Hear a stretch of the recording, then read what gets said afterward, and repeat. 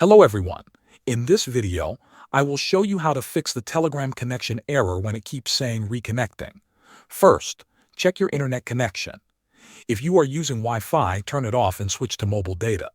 If you are using mobile data, switch to Wi-Fi. Wait a few seconds and then open Telegram again. Next, turn on airplane mode. Swipe down from the top of your screen and tap on airplane mode. Wait about 10 seconds, then turn it off again.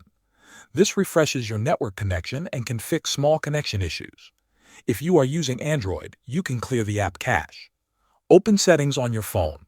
Go to Apps and find Telegram. Tap on Storage, then tap Clear Cache.